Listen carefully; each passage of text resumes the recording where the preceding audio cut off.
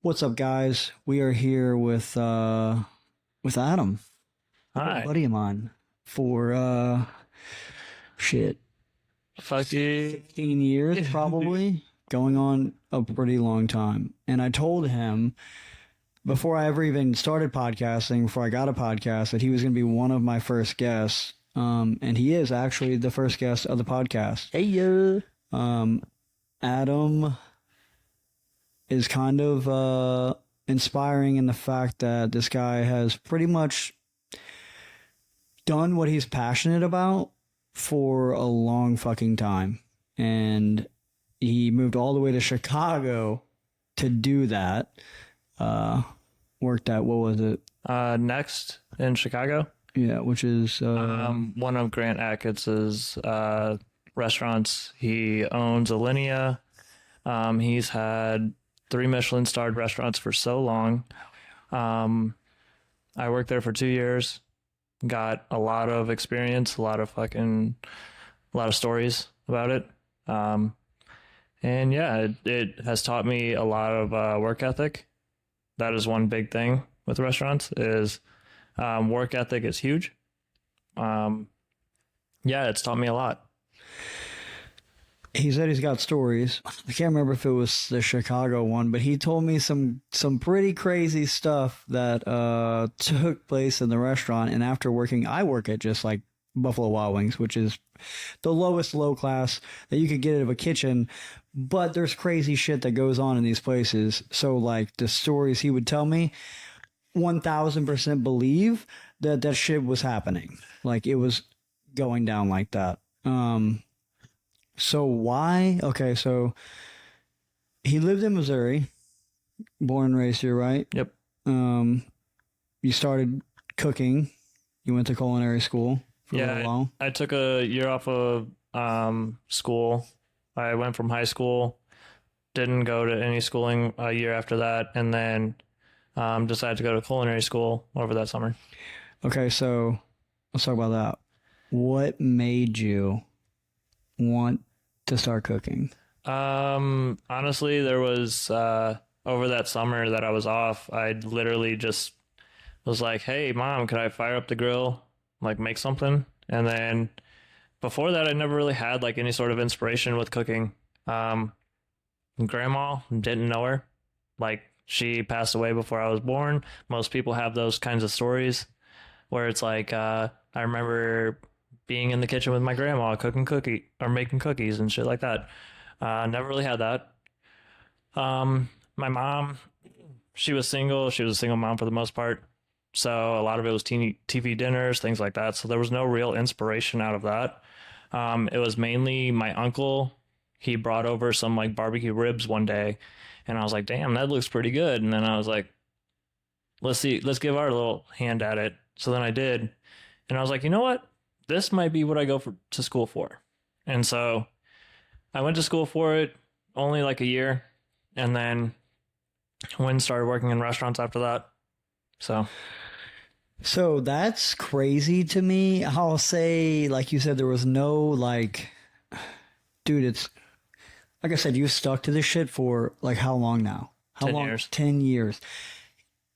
Just from picking up a grill one day, it's almost like destiny. I hate to say like destiny, but how else the fuck do you explain it? Because like you said, you had no background of cooking, and like one day something was just like, hey, I want to touch a grill, and then from then on, you just want to be a chef, and you stick to it.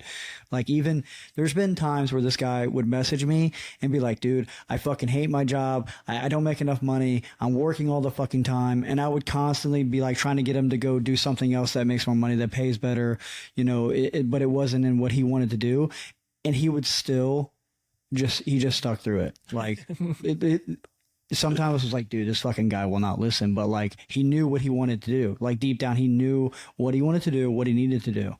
And so how many places did you work for before you moved to Chicago? Let's see. I think my first job was Llewellyn's Pub, I think, I kind of remember something that like one. that. And then uh one crazy thing, this is kind of off subject.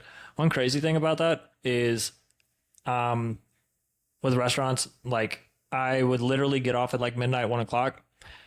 In a relationship, that doesn't work. I literally had the girlfriend at the time accusing me of cheating or anything like that whenever I was literally at work. Right. So it's like a lot of people don't know how to deal with that kind of stuff. But anyway, so worked at Llewellyn's, and I remember that one for sure. after that I went to I can't remember the name of it. It was some sort of pub in like Cottleville. It wasn't anything. And then I went and I worked at Old Hickory Golf Club in St. Peter's, and that's where I probably got the most experience before going to Chicago. So basically what happened was the chef that was working there at the time was like, he knew I was big into molecular gastronomy and things like that. So Hold on. He's using big words here and assuming that we all know what what that means. Okay, so what is that? What is molecular gastronomy? So molecular gastronomy is using things like soy lecithin, things like that to make foams. So it's like a foam, or how can I make these little caviar balls by using agar, or a sodium lactate and or no calcium lactate and sodium alginate bath. It's basically all the science behind food. So those two things right there react to each other, and it will cause like a shell around whatever liquid you put it in. So then once you pull it out at a certain time, you'll have a shell around it, but the middle will still be liquid. So that's something that would be molecular gastronomy. Okay, so kind of like I don't even want to say it because this sounds stupid now that I thought about it, but it reminds me of those stupid ass the boba teas, the little balls inside the boba teas. Yeah, so that's probably some sort of like agar kind of thing. It's got something to solidify it. Okay, so that's another thing I want to state. Okay, he said he had what, 4 or 5 jobs. Okay, he bounced around to. This is what I preach all the time. If you don't like where you work, or like you don't feel like you're learning enough or what you want to learn, or you're getting where you want to be, dude, leave. Yeah. Like, and he did that. Imagine if you just stuck it out at some shit restaurant, you'd probably still be there. I don't know, who even knows? Yeah, and like, I mean, whenever I worked at the golf club, it wasn't necessarily what I was looking forward to. Like that, I didn't want to stay at a golf club. Like that's not what it was. And so there was a moment where at golf clubs you would have wine tastings. And so a lot of the times on those wine tastings, we got to play around with food a little bit more. And so I expressed my interest of Alinea to the chef.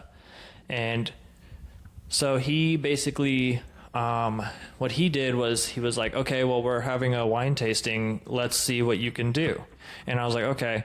So I tried making a BLT out of, it's going to sound really weird because most people aren't going to fucking eat this.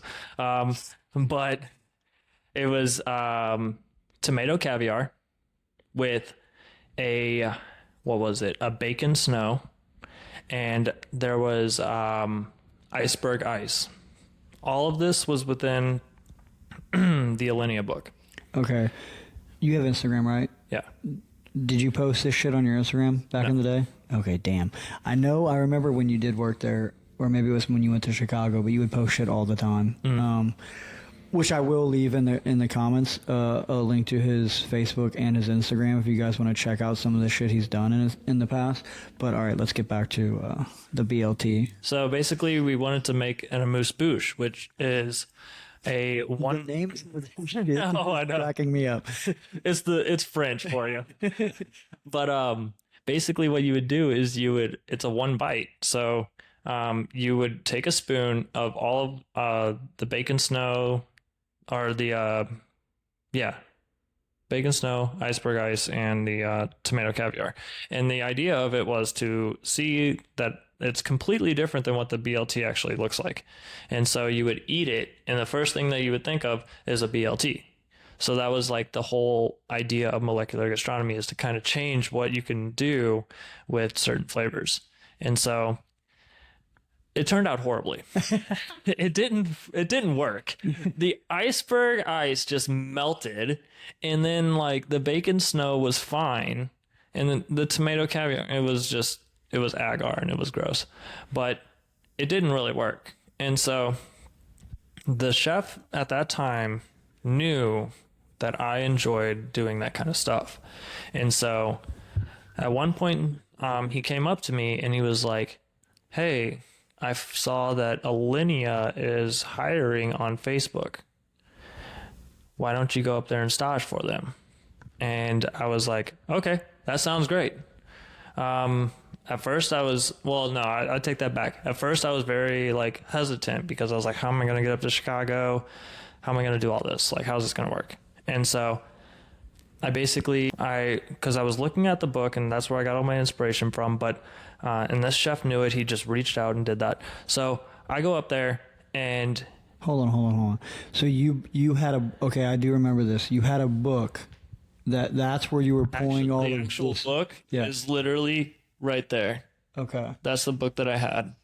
So you were pulling all this stuff from that book, and that's how the chef knew that you were. So you just like found this book, and you're like, okay, that looks cool as shit, and you just started like doing it in your own time, like reading about it, and you weren't actually doing it at your regular job. No. So again, this comes back to this fucking guy.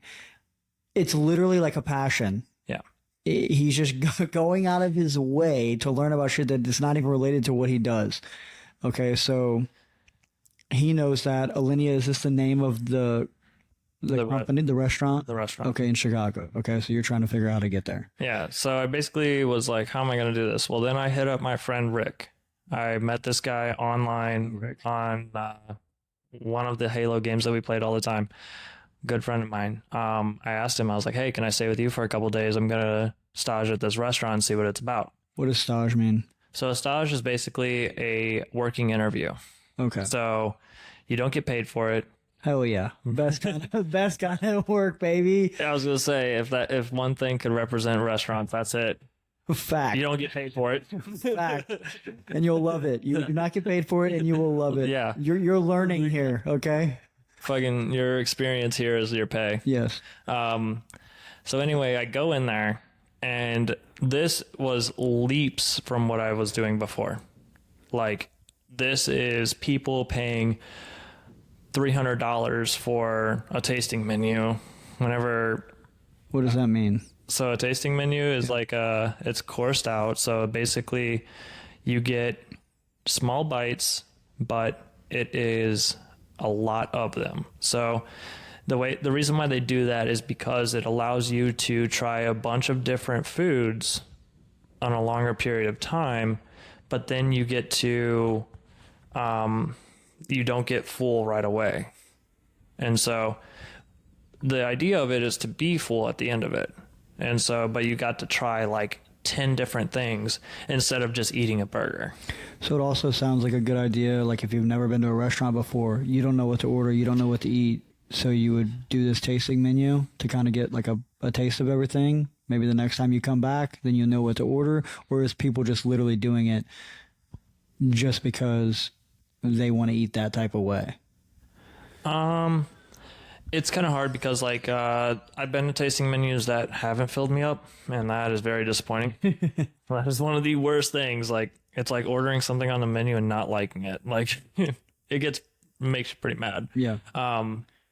But I think that like it is for the adventurous people, the people that are not going to be just basic meat and potatoes kind of thing. Mm-hmm. If they want to be adventurous, that allows the chef to actually play with the food and show them what they can do. Nice. I don't know what I was going to go with that. I was thinking of something, but I forgot. All right, keep going with the tasting menu. So I show up to this restaurant, and I am so new to this. Like, I have never worked in a tasting menu. I've never done any of this. And I have never worked at that type of caliber of Yeah, I restaurant. was going to say, is this like a 5-star restaurant? This is it. Like, This is one of the Michelin star type of food? Okay. so it wasn't Alinea, it was Next. Alinea has the 3 Michelin stars. Next at the time did not have one. And that was, And what's a Michelin star for the people that don't know? so a Michelin star is basically, It's actually funny how it started. The Michelin tire brand is actually how it started. Yeah. So basically, it was a bunch of people going around and rating restaurants in that sense. And there is some sort of connection. I can't remember the exact story behind Michelin, and that there was some sort of rating that they would give out for restaurants. Eventually that caught on, and now there is a Michelin guide. And so people within the Michelin guide will go around the country and rate restaurants in certain areas depending on where you're at. I don't think we get them here in St. Louis. I've never seen them here, but like Chicago, LA, New York, all these other cities will have these types of restaurants. So 3 Michelin stars means you are top notch. You are at the very top of the game. So 3 is as high as it goes? Yeah. Okay. 2 is almost there, pretty much. And then 1 is your start. Like, next, the only reason why they didn't have any Michelin stars whenever I worked there was because they didn't meet the criteria. And that's basically, people are supposed to know once they go to these restaurants that they're going to get a good product. And honestly, I think that was bullshit, because Next was always good. They always had an expectation to be met. That is where work ethic came in for me. Where I learned the most was because I was held to such a high standard, and anything less than that, I was getting yelled at. Mm-hmm. So, all right, let's jump back to Alinea real quick. Okay, so you go to Alinea. Well, that was Next. Oh, Next is Alinea? Next is the restaurant. Alinea is the is his big restaurant. Okay, so it's like a like a spin-off or something. Group. Okay. So he's got it's called the Alinea Group, but in the Alinea Group he has Next, Royster, the Aviary, Okay.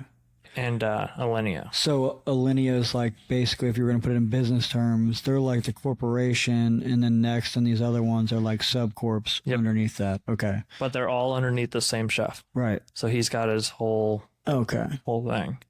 So so I go back to me staging. I went in there, and I remember this one moment where I was like, I don't even know if I want to do this. Like, this is scared the shit out of me. So I went from a nice little restaurant or a nice little golf course to an extreme restaurant. And so it's like, your knife cuts have to be perfect. They have to be these little small dice. They have to be this. They have to be that. Like, there's so much to it. And I get there and I do not know anything. I got like some of the shittiest knives in the world. Like, I'm going in and I'm like, oh, this is gonna be hard. So you had to bring your own knives? Yeah. Because I feel like I remember, like, when you bought your first set and you were like so proud, like so happy, or maybe it was when you got back, you had like I can't remember, but I know you had knives that you had bought.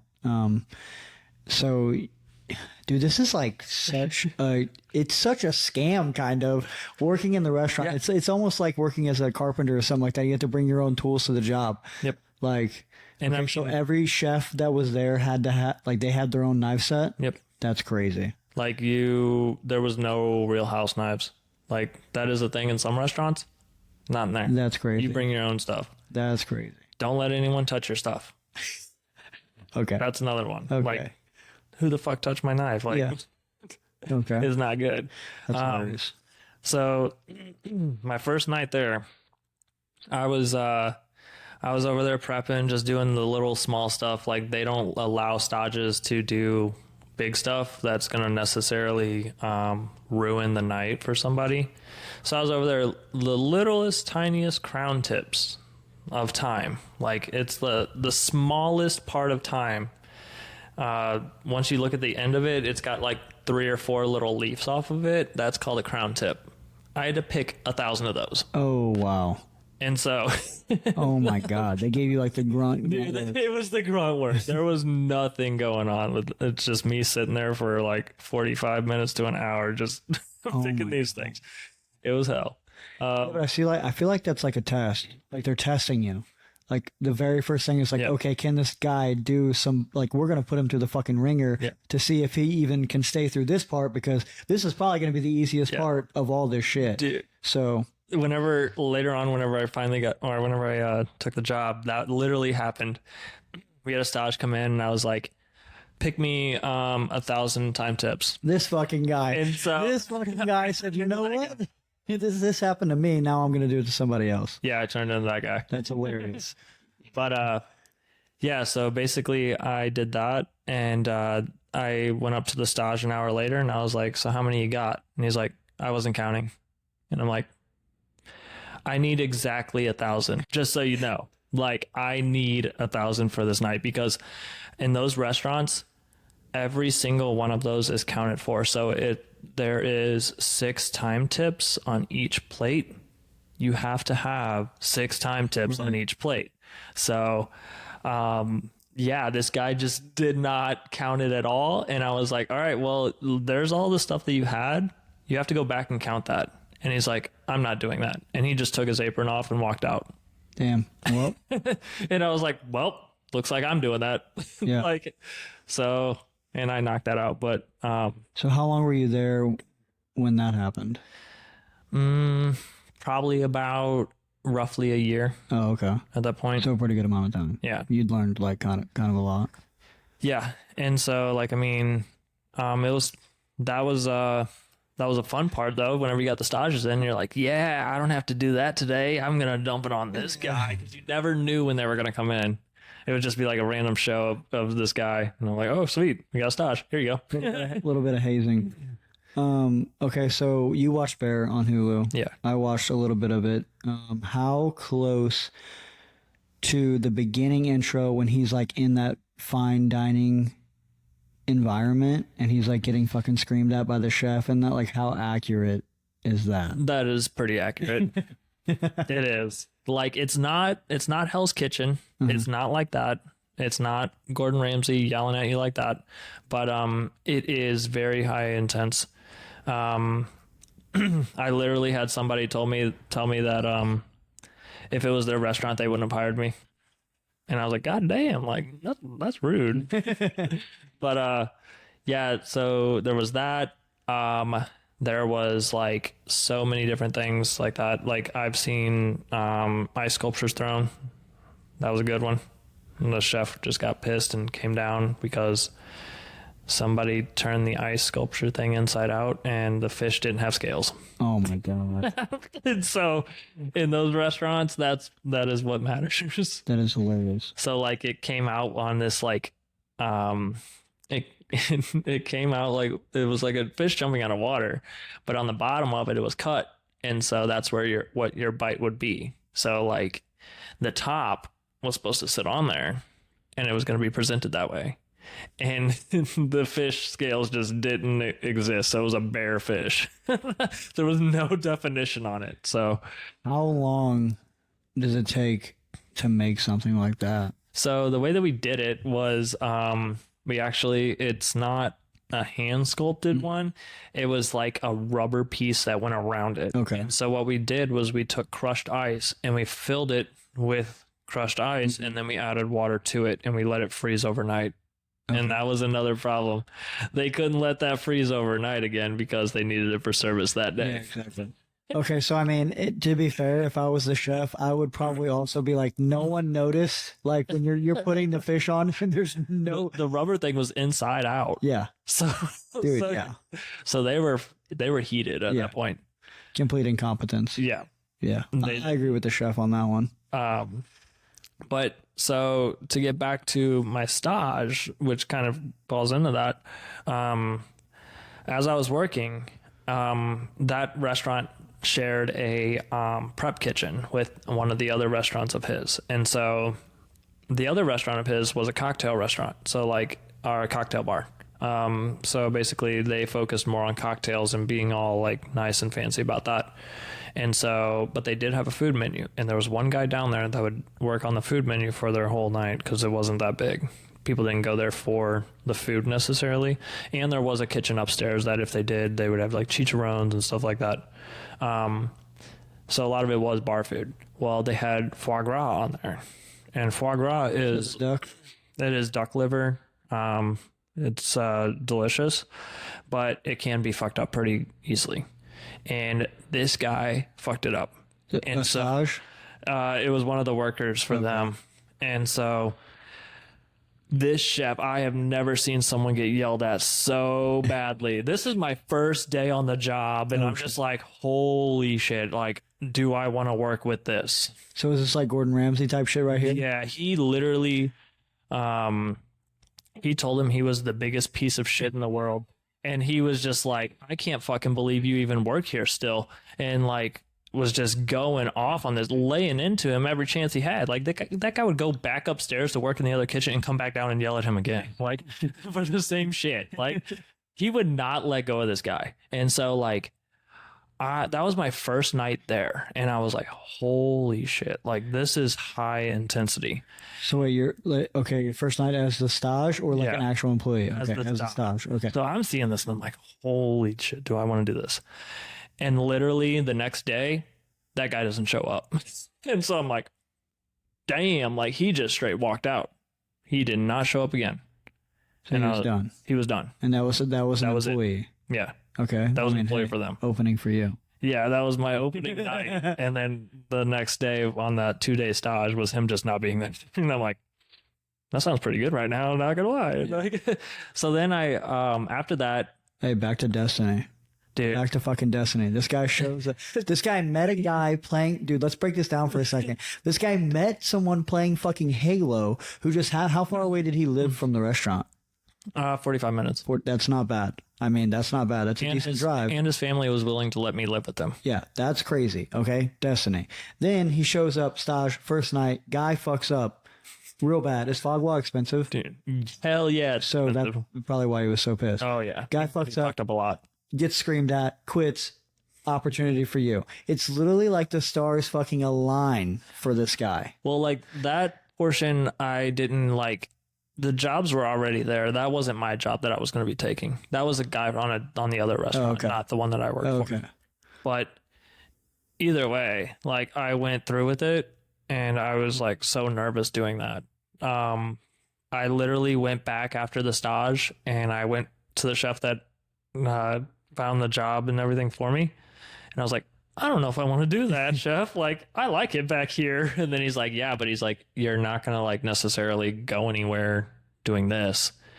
And so I was like, yeah, that is true. And I did get the job. And so I was like, okay, can I put up with that? And then I was like, you know what?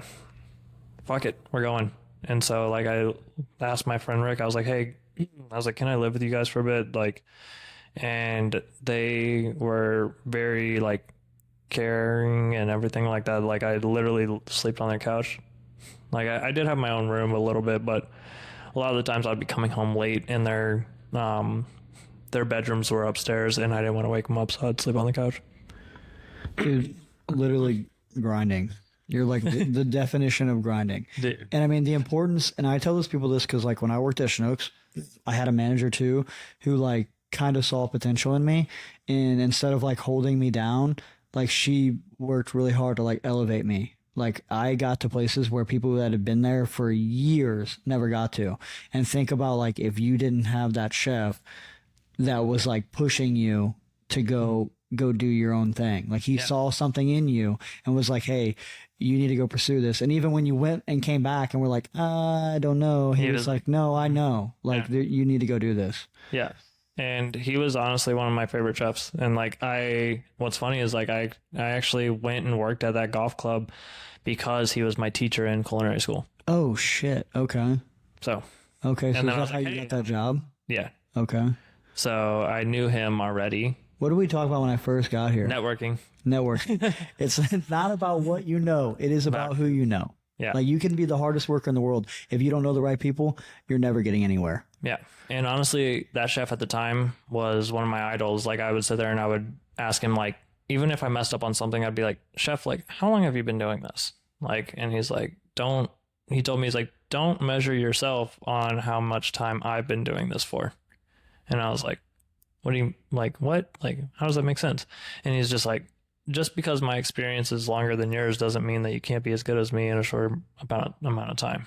That's the whole point of a teacher. I always tell people this.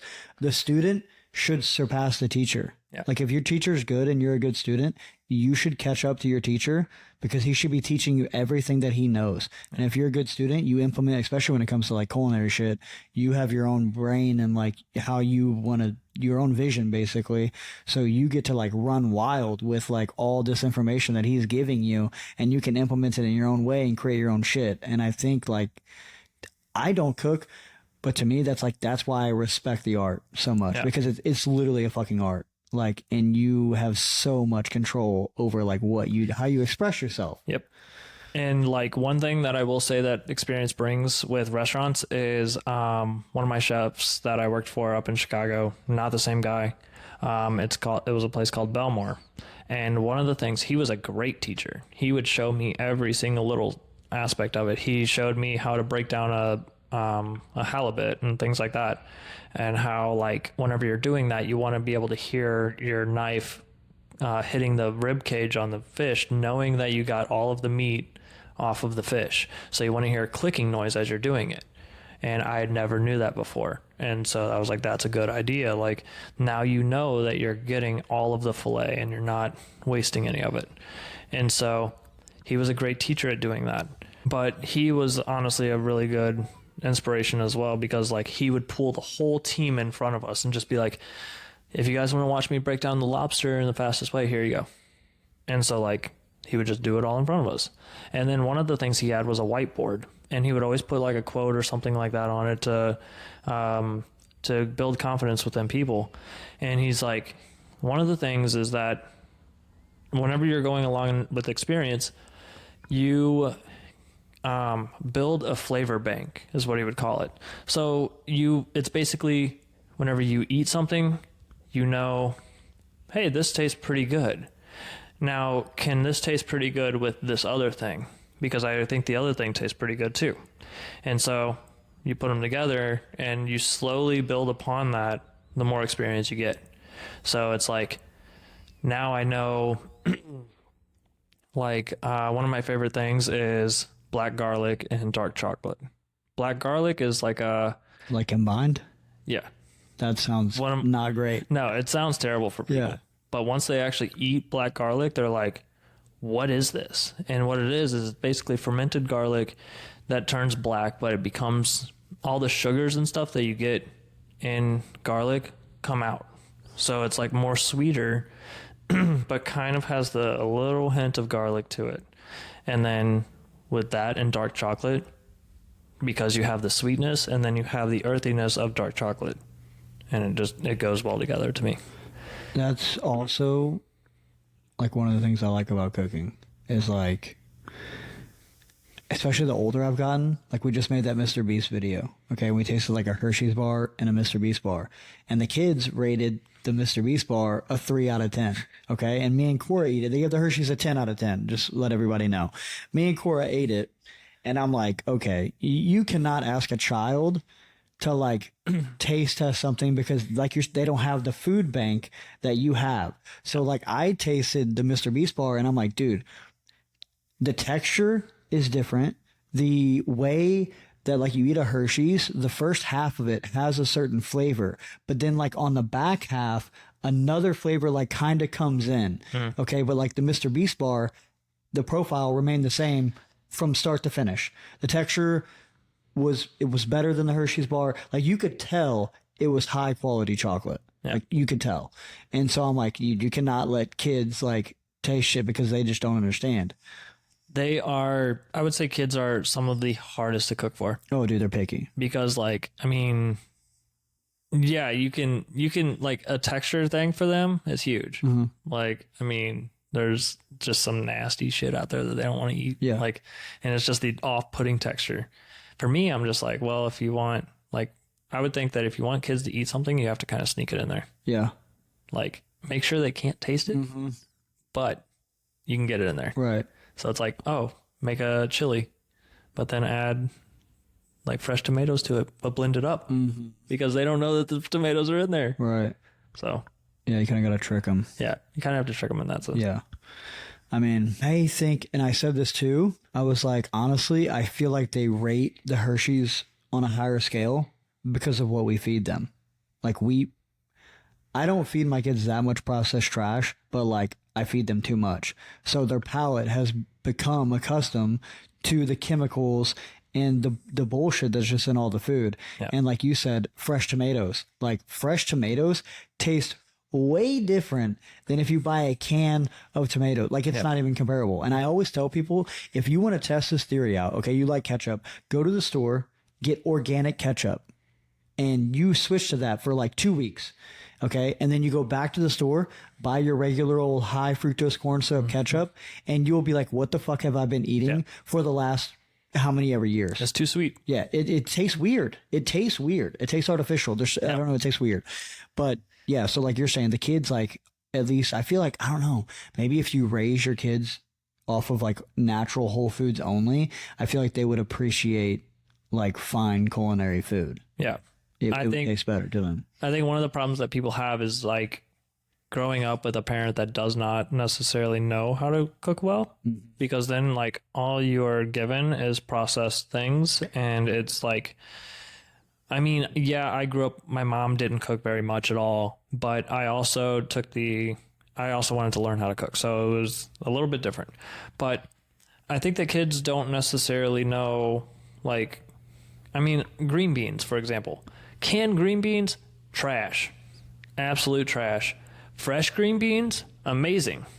And they are amazing. They taste totally different. They have a texture. They're not soft. They have a snap to them. Yep. They are delicious. And so it's like, if you feed a kid canned green beans and they grow up eating canned green beans all the time, they're either A, going to look at a green bean and be like, I don't like it, because that's what I ate whenever I was a kid and I fucking hated it. Or they're going to give fresh green beans another try and then they'll probably like it. So yeah, I think that a lot of things like that is important, where if you keep feeding kids processed things like that, they have a warped mind on what actual good food is.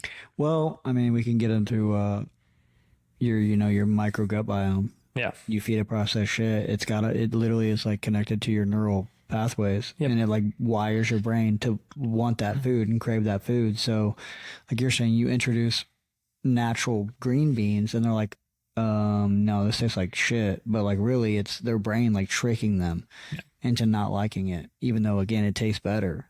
But I'm guilty of that. We feed, at least in my defense, when I give the kids canned green beans, it's always like no salt added, like no sodium. So it's like as close as you can get to a fresh green bean inside of a can.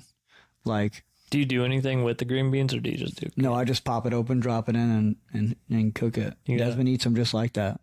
He doesn't put salt on them. He doesn't do anything. He just eats them. Wild dude. Yeah. He loves salt, dude. He loves salt. That pink Himalayan salt, dude, he's a fiend for that shit. Like if I make him eggs, he'll be like, I'll grab some out, pinch it, like roll the eggs around, add some more, and then he'll be like, I need more salt. I'm like, dude, no, you do not, bro. Like, no, you do Give not. him the sodium. Yeah, yeah. He wants all Maybe the he has a flavor. deficiency or some shit. I don't know. He loves sodium, dude. He loves salt, but his mom does too. She ate pretzels while she was pregnant with him. Maybe that has something to do with a lot of salt. Okay, let's jump back to, we got way off topic. Okay, so you're staying with Rick. Yep. You're living pretty much on his couch in a spare bedroom. It's crazy. You met this guy on the computer. Yep. Which is, dude, it's awesome. I mean, some of the best people I knew when we played World of Warcraft. They lived in Tennessee, and we talked to them all the time. Yep. Not anymore though. So you go out there now. You do the stage. You get hired. Okay. So what do they offer you? Because I remember this too. Remember back when I said he would be like, oh, I'm not making enough money. What did they pay you starting when you worked there? A whopping $15 an hour. I mean, okay, but to be fair, how long ago was... Actually, no. I thought you were making like $12.50 or some shit. It was because in Chicago they upped the minimum wage to $50. Okay, what year was this? Whenever I went there, whenever I first started there, it was 2017. Okay, so... 2016 or 17. Fuck, that's a long time ago. I know. I don't want to think about it. So he's telling me they pay $12.50 an hour, and then we're talking about a $300 tasting menu. I remember him telling me about these fucking truffles that they would get, Yep. and like how expensive they were by the ounce or whatever. And I'm thinking like, dude, they're paying you $12.50 an hour, and they're upcharging this shit like so much.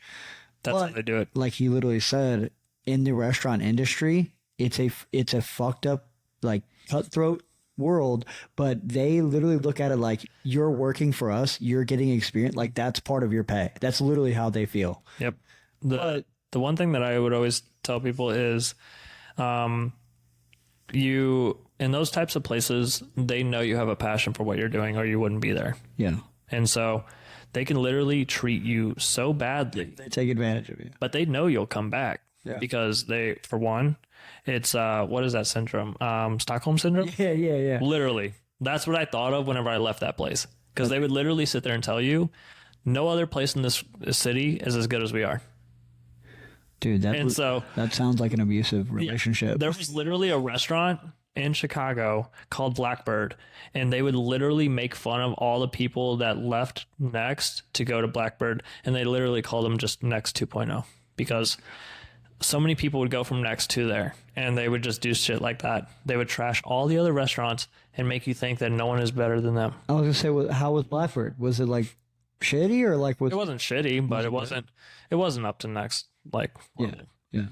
It wasn't great. Like, it wasn't, I wouldn't say it wasn't great, but it wasn't like, It just wasn't over the top. it wasn't at the same level as Next or Linear. So the people that come in next and shit, are they like, like CEOs and fucking famous people and We did have a Suit and couple tie. famous people. suit and tie type of place?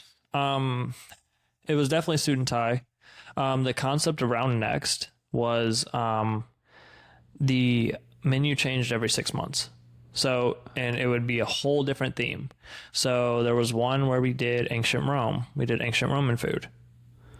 I mean, Pretty that's kind cool. of sick. It was pretty sick. kinda So sick. like our dining room changed, our menu changed, everything changed. Okay, hold up. This is clicking here. Is that why they called it Next? Yes, Dude, holy shit. because it always changed. Okay, I mean, It was a chameleon. I gotta give the props was- to it was these cool. fucking guys. That's pretty cool. It was awesome. And like that's one of the reasons why I wanted to work there too, was because you got to see so many different things. Like you got to see, we made garum, which is like a fermented meat liquid, which most people are probably like, that's fucking gross. That But sounds gross. it's kind of like fish sauce. That sounds gross. Does it taste good? Yeah, it's delicious. It's very earthy, Okay. but it's basically a fermented like fish sauce is fermented fish. Gross. I know, but I mean, once you add a little bit of that to something, it's just like a flavor bomb at that point. That's kind of what garum is, but it's more meat based than fish. And so, in ancient Roman times, they used that a lot as a condiment, and so we had that. We made our own and everything like that. Would sit in a dehydrator at a certain temperature for so long, and it smelled terrible, but so I got to experience things like that and see that. One of the things was whenever you went into the dining room, if it was ancient Rome, it had a bunch of the red drapes and everything like that, golden stuff, like it all changed. And so a lot of the times the front of the house people would have to change all of that stuff. And so there was just, it was really cool to see how... Did the staff have to dress differently depending on the theme? No. Damn, that would have been kind of cool. But they did have outfits they had to wear. It was very, very formal. If you dropped something, you got sent home. Oh shit! Like if you had a plate of something, you dropped it. No, Okay. yeah, you going home. Yeah. I mean, I get it. So, but there was also times where people would drop silverware, and They sent you home for that? they wouldn't. They wouldn't necessarily send you home for it, but they would be mad about it. Damn. There was one time I dropped a dehydrator door. They sent my ass home real quick. They were not happy about that because the chef did not like any sort of noise within the kitchen. Okay. And so he didn't want a disturbance on any of the guests. And so, Well, the fucking dehydrator door has a stupid latch on it. Like, it's literally this plastic piece that goes over, but it doesn't like latch. You knock into it and it just falls off, and that's what happened. And I was like in the middle of service, and I knocked into this fucking thing. You just hear it hit the ground. And the chef looks at me. He's like, "Go home." I was like, damn it. But then the best parts is whenever you go home at the end of the night. You're like, damn, you sending me home? I don't have to clean up. Right. I don't have to clean up. Hell yeah, I'm going. Like, I am out of there. Yeah. I am so gone at that point. So, at that point, it wasn't punishment. Early in the night, though, it became punishment. Yeah. I mean, I feel like you said, it's like they know everyone there. They're passionate about their work. Like they're there to learn. Yeah. Like really, yeah, you're making some money, but like you're literally there to learn. So punishment of like sending you home is like, yeah, fuck, I just missed out on 4 hours of learning how to cook new shit or whatever. So that works. I mean, at our job, if we send people home, I feel like they're like, fuck, like you said, I don't got to close tonight. Fuck. Well, see ya. At your job, though, the difference is if you send them home enough, their paycheck's going to pay for it. Yeah, for sure. For sure. So that's where the leeway comes in. Yeah. Yeah. But yeah, so I've been sent home for things like that. That was always a good time. One of the things that we had for that menu was a lot of the times the plating was a lot different too. So like it wouldn't be your normal plates. Not like, I mean, most of the time you would have your like fancy plates and stuff like that. But sometimes we would plate things on pieces, like things of hay. What? Yeah. So we'd have these like little tiny bites that would be set on top of a thing of hay because like it was ancient Rome. So it was like, this is something that would have been within that realm. And so. Does that change the flavor of the food? No, it's just a plating thing. So the waiter would come out and just set that in front of you, and that would be it. Like it was just to look nice. I only say that because like I learned about beer, and like literally, if like your lines aren't cleaned out, or like if you don't clean the glasses like correctly, there could be like grease residue or anything inside the glass. It will literally change the flavor profile of the beer. So I wasn't sure if like setting it on top of hay would change the flavor of the food.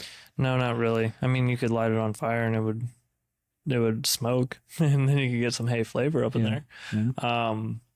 But one of the funny stories that I have at this restaurant was literally watching a server come back with that shit on fire. The hay lit on fire. Oh shit. And so it's because they were going to place it down and there was a candle in the middle of the table.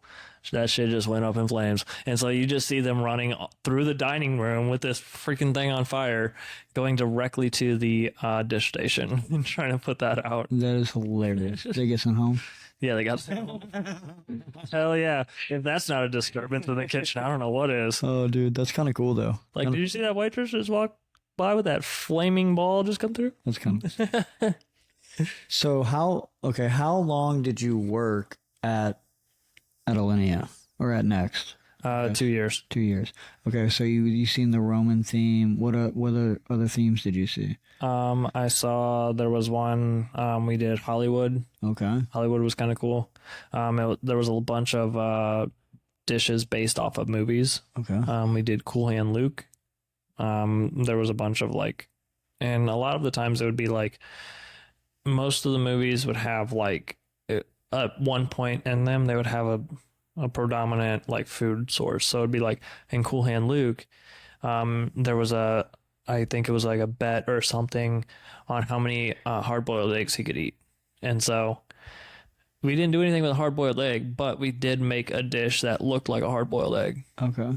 So it was completely different. It was filled with like basil and all this other like coconut and stuff like that. It was a good dish, but it was a hard-boiled egg that came out, and people didn't know what was in it. So then once you got to it, they'd break it open, and there's the rest of your dish. So there's that. We did, what other menu did we do? Classical French was one of them. So it was a bunch of like old French techniques that they had. That's kind of cool. Yeah, That's it's also one that you don't see. Man, dude, like you're saying, the experience that you got from that. Yeah. Because like most places, they just do the same shit, and you're getting introduced to like Dude, so many different styles. Yep. Especially when I think of like classical French, I think of like, making bread like the old fashioned way Yeah. and like pasta and all that shit. Yeah, it's wild. Like, and since it changed every 6 months, I got to see so many different things. So 6 months out of a year. So what? Once a year. Yeah. So it was good. Or actually, no, it was 4 months. Every 4 months, not 6 Okay, months. that's even better. It was 3 menus per year. Okay. So We got Rome, Hollywood, classical French. and then there was the 50 best, which was 50 best chefs in the world. I didn't really like this menu because I felt like it was not very creative. Usually all the other menus were, but this one was literally taking the 50 best restaurants in the world and taking a dish from that. And I was like, this is stupid. Like, Yeah. I don't think it's fair that you get to Right. literally take from all the other restaurants and then make a menu out of it Mhm. and then serve it. Yeah. Just I don't- back on some shit. Yeah, just okay, they already did it, so we're just gonna take all this and put it in a menu. Yeah. Kind of stupid. That seems like an easy one. Yeah. And then there was another French one that we did. Trying to think of what that last one was that I was at. I can't remember. But it was definitely definitely an experience, definitely fun to do. Eye opening to the rest of the world, or the rest of the restaurant world. So why'd you quit? That restaurant, or Yeah.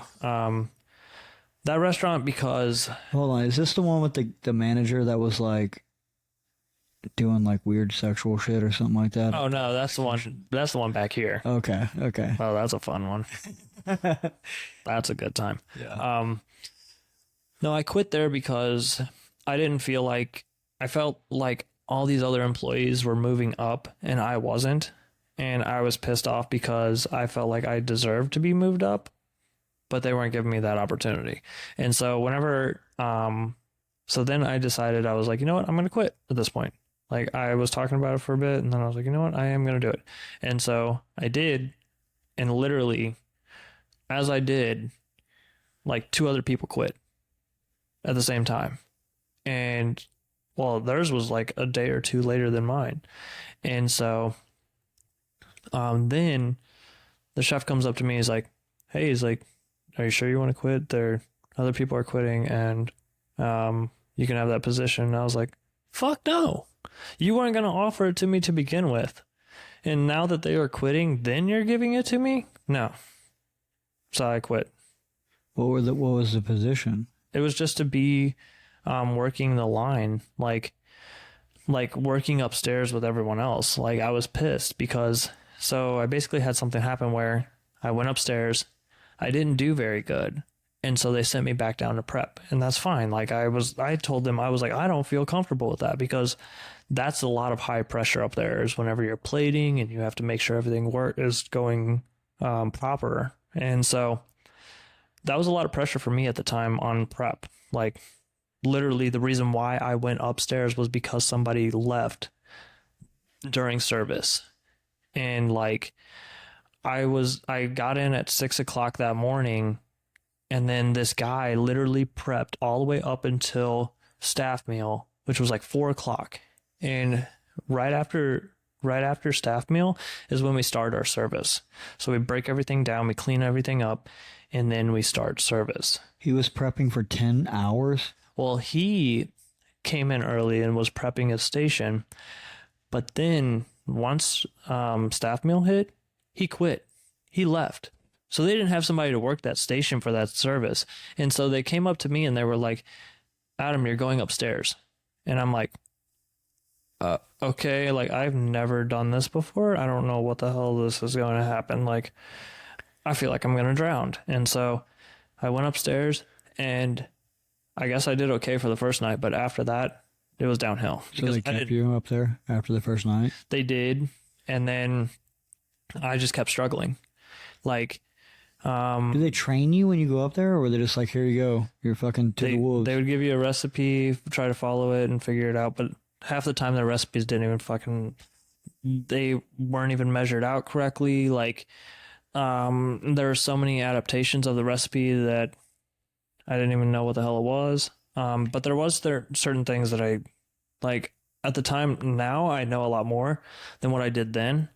For example, agar has to be boiled for at least a minute before it will set, and so I didn't know that at the time, and so I was just always in a rush, always in a rush, always in a rush, and I would not pay attention to certain things, and I would put this agar in the liquid because it's supposed to set in a certain way, and then there would be nights where it didn't set at all because I didn't boil it long enough. And so I would put it in my low boy, and it's supposed to firm up by the time service started. And there'd be days where it wouldn't firm up at all. So And nobody told you like, well, what was happening? I don't know. I don't really know. It could have been me just doing a terrible job. But I will say that like now I understand it a bit more. And so it was hard. And so eventually I got sent back downstairs because I wasn't doing good enough. And then I continued prepping. And I continued staying there because I knew that, like, at that time, I wasn't even ready for that shit. Like, you guys threw me up there, and I knew I wasn't ready for that. Yeah. And so the second time, like, I went up. So I did go up again, but I never got my own station. I was working with someone else. And I was like, I want that responsibility. I want to be able to make sure that I can, like, prep my station well and do everything properly. But they would never give that to me. And so on the next menu, they were talking about not having me up there because they didn't need another person up there. And I was like, okay, well, if I'm not going to get this position, then I'm going to quit. And so eventually that happened. And so I quit. So they didn't give that to me. I mean, it comes back to the same thing. Good on you for not going back whenever they came to you and was like, hey, we'll give you that position now that we fired the other two guys. But like you said, you weren't going to give it to me in the fucking first place. So, like, why would I want to stay here? Yeah, like, I don't want your handout. Exactly. Don't give me a handout. I worked for this. Yeah. Like, and that's how I saw it. And then literally after that is whenever I went to Belmore. Where was that at? Was that Chicago? It was too? in Chicago. Is that the place where they're doing all the... Well, that's where that guy was a really good teacher to me. Okay. And showed me a lot of stuff. Okay. And then I went to Acadia. Oh, that's a good one. Is that the one with the gastro stuff? It was fine dining, yeah, but it wasn't necessarily that. That guy, most of the restaurants that I worked for, I usually have good stuff to say about. That guy, no. No. This is the Acadia place. How was this place rated?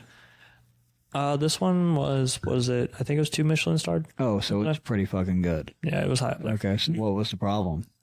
So this dude, okay.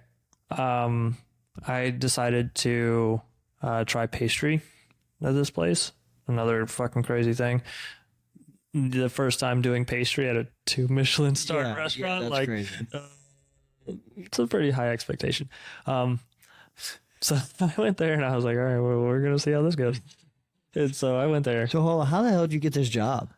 They were just on, I think, Indeed or something. I don't know. Oh my God. I don't know. Okay. And so they saw my resume, though. That's the one thing that did get me there was, and a lot of things in restaurants will do that, is they will look at your resume, and if you do have respectable restaurants, they will look at you a little bit more. Mm-hmm. They also have a higher expectation of you, too. Right. So if you can't meet that expectation, they're going to be very disappointed. Right.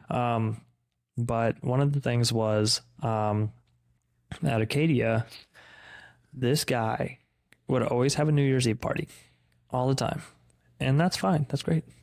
But he would always have something called a space cake. I didn't know what that was at the time. And so we were making it, and he brought in liquid THC. And so we let the kitchen know and the front of the house, like, hey, this is going to be an edible. Like, this is going to be big. It was a cake that had buttercream with THC in it. The cake itself had THC in it. Everything in that cake had THC. And so it was very potent and very high. I mean, it was called a space cake, to be fair. It was about to take you off. So we got this thing, and, like, it was fine until, like, the whole time, the New Year's Eve party, we were told was just going to be the kitchen staff and everyone that works in the restaurant. No. He opened it up to the public. Oh, shit. And so this cake was never labeled as containing THC. And so while, yes, it could be worse, like you could add other things to that, which he did in the past. It could have been a lot worse. Like what? Like Molly, some coke? He did ecstasy one day. Okay. Jesus Christ, dude. He just out here randomly dosing people? Yeah. Jesus. And like once COVID hit, there was something on Instagram called the 86 list. And he was on it. What is that? Basically, 86 list is any sort of chefs that you have had a bad experience with. Okay. You are able to openly say what the experience was. Okay.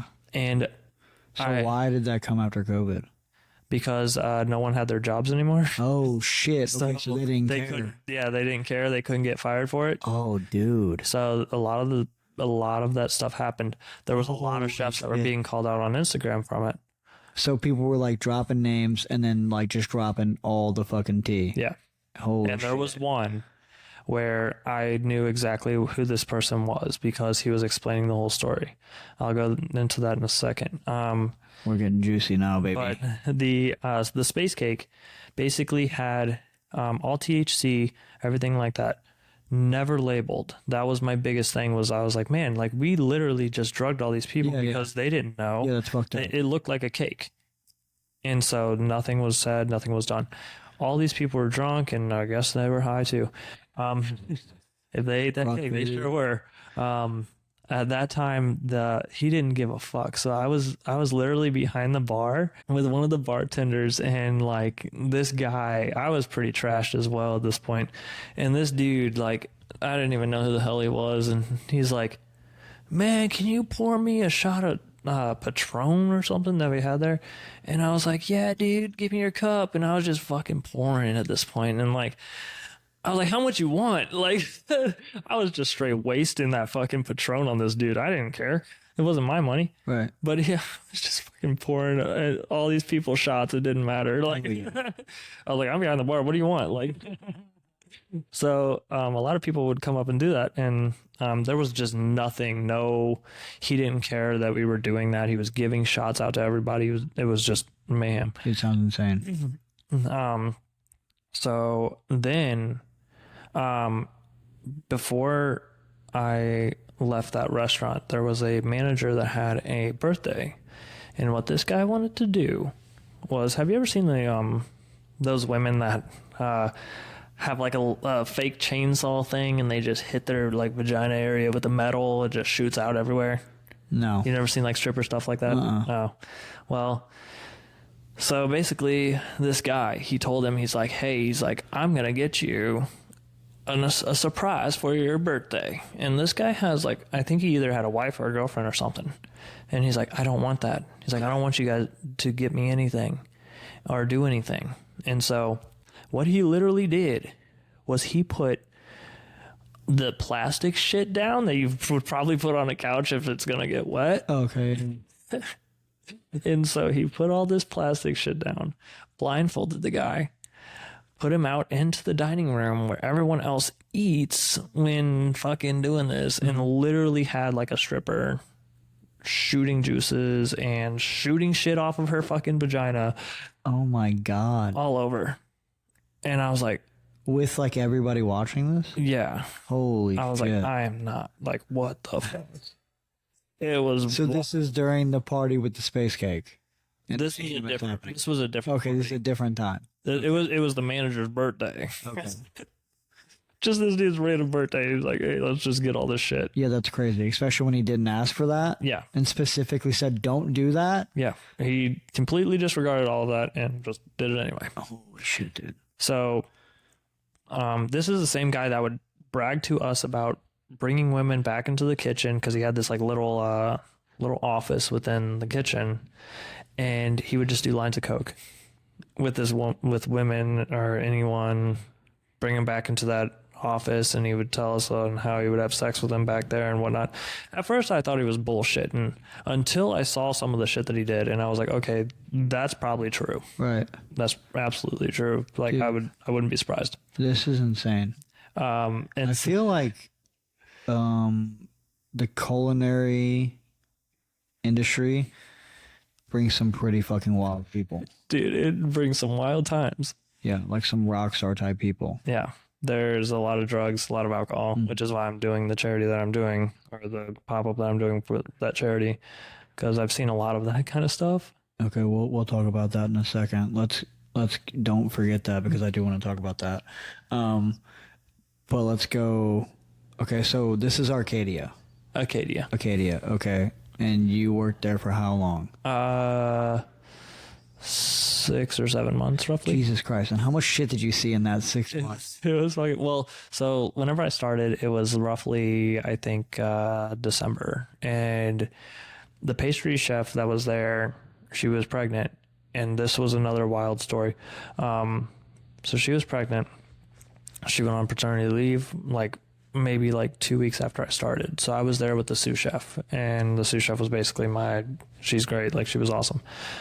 She was my mentor. And so I got there, and the main chef went on paternity leave. And then once she got back, so as she was going, the chef was like, hey, can you show up and do all this stuff? Like, so she would come in pregnant as fuck, like, at this time. And I can't remember how long she took off before actually having the baby, but literally, like, I think it was a couple weeks after having the baby, he was already trying to get her back into the kitchen and, like, saying, like, no, you can't take off that long. You have to be here, things like that. So there would be times where I would see her there with, like, the baby in the fucking, in the hand thing, and just sitting right next to her. Dude, I was going to And say, I'm like, dude, I feel like in that it's almost like they feel like they can fucking do whatever and like say whatever and get away with whatever. I was going to ask you how the women fucking like felt working there. they probably, most of them probably felt uncomfortable Yeah. about a lot of the stuff that he said and did. Yeah. And, like, seeing that, I was like, dude, like, you literally can't give this, or your pastry chef, that long off to nurse a fucking baby. Right. Whenever me and the other pastry chef were just doing fine, like, he wouldn't allow it. And so it was wild to me seeing her bring her little baby that's not even fucking 4 or 5 months old into the fucking restaurant, sitting right there as she's prepping stuff. That's insane. And, like, just like, she would have her cutting board right in front of her and the baby next to her right there. And I'm like, dude, why? Like, why would you not allow somebody to do that? No breaks. It's They don't wild. care. Yeah, they do not care. So that's the crazy thing too. Like I was saying, like they literally feel like they have impunity or some shit, because it's like you were only there for 6 months and this guy is just going balls to the fucking wall, like telling you about all this shit that he's doing. Yeah. Like he literally feels like he's invincible. Yeah. So this guy was on the 86 list Yeah. eventually. So there was a story about him. The reason why I found out, because I thought that Space Cake was the only time that, like, whenever we did it, I thought that was the only time he's ever done it. And then I was reading comments about it, and there was other people that they were like, oh, I worked there in 2017, things like that. They were basically saying that, yeah, he put these types of drugs into the Space Cake at the time. And I was like, he put ecstasy? I was like, in shrooms? Yeah, that's crazy. I was like, are you serious? Like, what the hell? Imagine if you have like, you go there to eat this and you have some sort of mental like problems, or like you're borderline have some mental problems, Yeah. and you fucking just start tripping, dude. Like that would be nightmarish. It blew my mind whenever I read that comment, because I thought we were the first ones to do it. Right. And I thought this was a one-time kind of thing. No, it happened multiple years before I even got there. And so, Dude, this makes me wonder, like, if all this shit's coming out about, like, chefs, because, again, people don't have fucking jobs, so they don't care. Like, Right. what goes on, like, in fucking Hollywood, like, in the movie industry, what goes on in, like... in other industries like it. the music industry, like, what goes on, we're these same type of people Rock think star. that they can do, rock star shit. Like, they think they can get away with anything and do anything. Like, we were joking about this couch we're sitting on right here. It's blue, and we were joking about, like, the casting couch. That shit's real. Like, 1,000%. Like, you want to get in this movie, you want to make this fucking album or whatever. That's what you have What to are you do. going to do? What are you going to do? Yeah. You want to get in this commercial? How bad do you want it? Yeah. What are you gonna do for it? Yeah. I mean, I feel like chef shit could be the same depending on where you go. I Yeah. mean, it might not be that intense or it might not start out like that. But like, I feel like you told me something about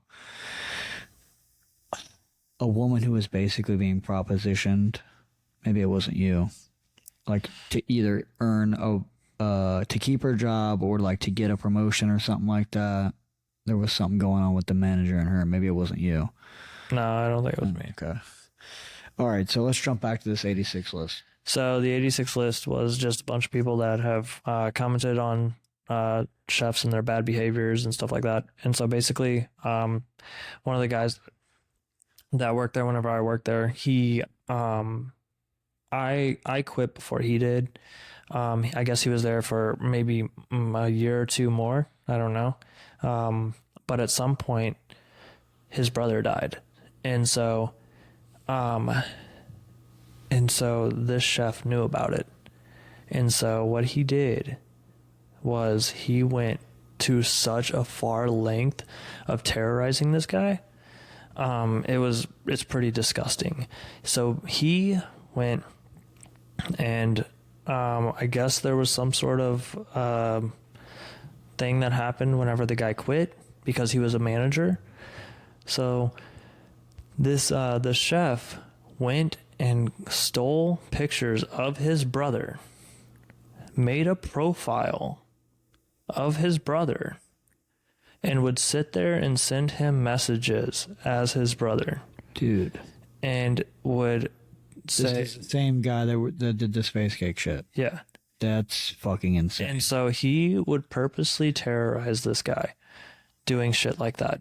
And he would be like saying probably... I don't know exactly what it was, but it was probably something along the lines of like, you're a fucking piece of shit, blah, blah, blah, blah, blah, like as the picture of his brother. And I'm like, dude. You can't see right now, but like, dude, I'm like kind of tearing up. That's like so fucked up. It was... What would possess someone to do that? I don't know. Understand. I don't get it. He was just mad because the guy fucking quit, or no? Was he still working there? He wasn't still working there. But he did quit. I don't know what the whole thing was with that, but even then, if an employee quits, you would never want to go to those lengths. For sure. For anyone. Yeah. Like, that's psychotic. That's literally psychotic. So he was like portraying to be his brother. That's fucking crazy, bro. And that's like some Lifetime movie type shit. Yeah. And I was like, what the hell? Like, I was reading the comments and I absolutely believed it because this guy I saw, I knew who he was whenever he said that. And I was like, dude, this is because what he did was he said, I was the manager from this time to this time. And I was like, I worked there at the middle point of that time. And so I was like, I know who this is at this point. I knew he was the manager there. Oh, so like he didn't say his name. He just said, I worked there and from here to here. Okay. Yeah. And so I was like, okay, I know who this is. And then I found out that his brother died. And then that's whenever I also saw that he would do that to him. Dude, that's like, I just feel bad for that guy. Yeah. And I was like what the hell? Up. I could not imagine that. First of all, losing your brother and then some guy acting like your brother. And not even being nice. Like it would still be bad if he was like, hey man, I miss you. Like, you're my brother. But he's like just sending fucked up shit.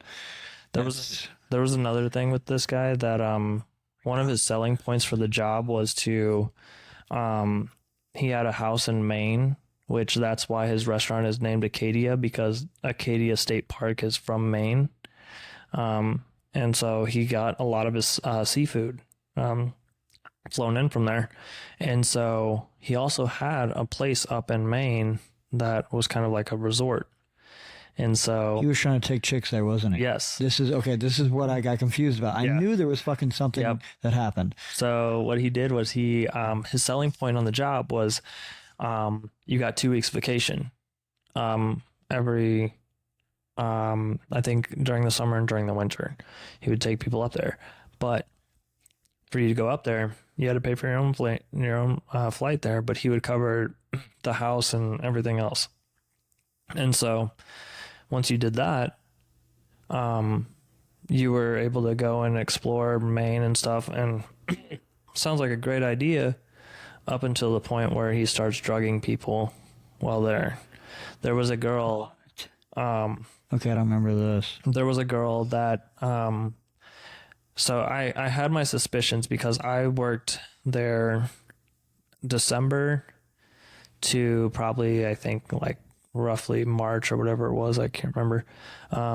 But there was a girl that was a hostess there, very attractive girl, and a lot of them went to Maine because in January it's the slow season in restaurants, so it's better to close your restaurant and not waste money than being open and not having anybody come in. Right. So he would close the restaurant in January for 2 weeks, and he would fly people out to Maine. And so this girl went along, and eventually, whenever they were up there, they were. A lot of the other people were saying that this girl was acting really weird, and she was like, just not like it seemed like she was on some sort of drugs. They found him and her out on a beach where like she was pretty much like not functioning at this point, and he was, I don't know if he was naked or what it was, but he was out there with her, and she was like, just turned like 18 probably. Jesus Christ. And so like that's what he would do. His selling point would be to do that. Oh my God. And he would feed people drugs and alcohol. Holy fuck. Did this guy ever go to jail? No, but he did. Whenever that 86 list thing did come out, there were some sort of lawsuits put on him. Well, maybe not on him, but there was some sort of charges that were trying to happen. I don't know if they ever did. But at one point he took the Instagram account down of his restaurant. Damn. Like there was a lot of people that were against this guy. Dude. Okay, so it's called 86 list. You said there was 86 chefs on there? No, Is that what it was? 86 means no more. Oh, okay, yeah, duh. I'm an idiot. So Whenever we run out of shit, we 86 it. Yeah. Okay, that makes sense. So how many fucking chefs were on this list? A lot? I couldn't really tell you. I don't know for sure. Dude, I wonder how fucking bad some of these stories get just off this one guy. You might be able to find it on Instagram still. I don't know. I don't know if it still exists. That is insane, yeah, dude. He was one of them. That is insane. This guy is like a literal fucking monster, dude. Yeah. It was gross. And I couldn't, God. I don't, that's the only like small time that I was there that I found that out. That doesn't count for all the other times that I wasn't there. Yeah. How long was that place open? Do you know? I think it's still open. I don't know for sure. Holy shit, dude. But it's been open long enough to get 2 Michelin stars. It's crazy. So Think about that. I know. Guy's got 2 Michelin stars. Imagine if the Michelin guy found out about it. Michelin guy probably knows. I don't That's know. insane. I feel like they might That's take him off of that. fucking insane, dude. But yeah, there was at one point I looked up the Instagram for that restaurant, and there was no more. How does what I want to know is like how the fuck do these guys keep shit like this under wraps for so long? People feared of losing their jobs, so they just wouldn't say anything. Yeah, Dude, that's crazy. because then even if you do say something, I might water somewhere. Right? Who's gonna believe you? That and like, You you're gonna face turmoil at work if you do say something. Yeah. So Yeah, but like, I'm always like, why don't you get another job? But I guess some people they can't for whatever reason. yeah, I don't know. I didn't really. I mean, it's kind of like I could have probably said something about the space cake thing, but who's gonna hear it? Right. Who's gonna listen? And either way, even if you do say something, I'm like, okay, can you prove it? Yeah. I'd be like, well, I mean, there's a bunch of other people in this restaurant that could prove it, but they're not going to say if they anything. knew that, exactly. Are they gonna fucking corroborate your? They're not gonna- Why not? Why would they say anything? Because that's the person that they work for. Yeah, exactly. Dude, that's fucked up. Jeez. So there was a lot of stuff like that happened with that guy. Oh my god. But So why'd you end up leaving that place?